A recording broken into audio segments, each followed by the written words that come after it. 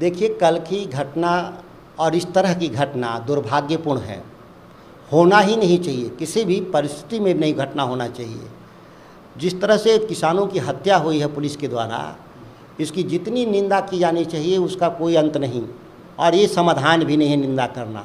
सरकार से मैं मांग करता हूं कि ऐसे लोगों पे 302 का मुकदमा होना चाहिए और ऐसे लोगों, अधिकारियों, पुलिस वालों की गिरफ्तारी होनी चाहिए, और जो घटना पे मरे हैं लोग, उन परिवार के लोगों को फौरी राहत सरकार को मुहैया कराना चाहिए।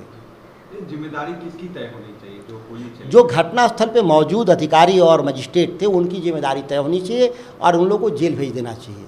गृह विभाग मुख्यमंत्री के पास है लंबे समय से, वही मंत्री है इस विभाग के।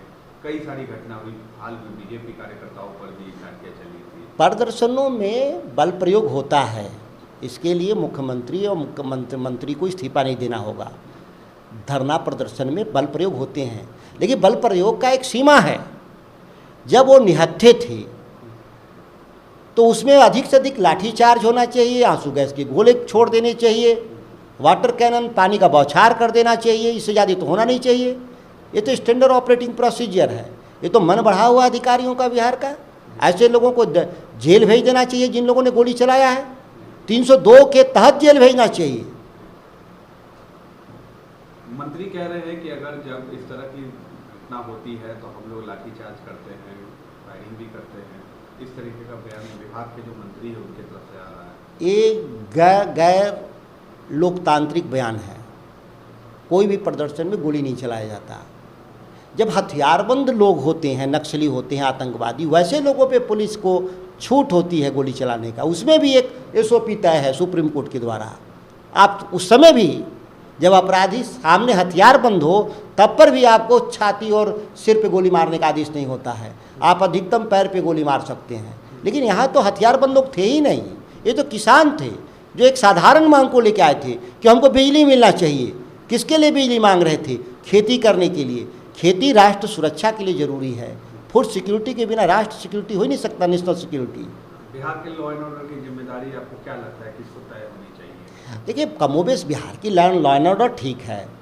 लॉ एंड ऑर्डर को लेकर के ऐसा नहीं जिस तरह से भाजपा प्रचारित करने का प्रयास कर रहा है, उनके राज्यों से बेहतर है, लेकिन इस तरह की घटनाएं नहीं होनी चाहिए।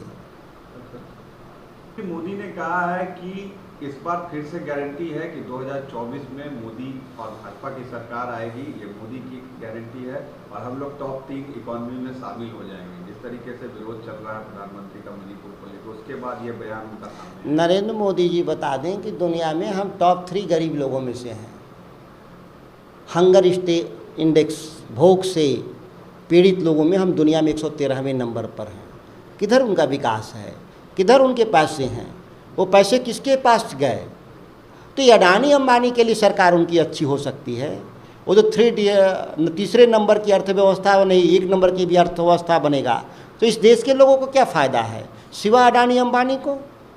देश में लोगों की न्यूनतम आय घटती जा रही है और देश के धन्ना सेठों की आमदनी बढ़ती जा रही है। तो मोदी जी, आप साफ कहिए कि मेरे ज़माने में ये अडानी अंबानी दुनिया के धनी लोगों में से 10वें नंबर पर हैं, मैं तीसरी बार आ जाऊंगा तो 1 नंबर का बना दूंगा। लेकिन आम आदमी को 1 नंबर पे तो है नहीं। अभी भी भूख के इंडेक्स में हम दुनिया में हम कहाँ खड़ा है? 113वें नंबर पे खड़ा है।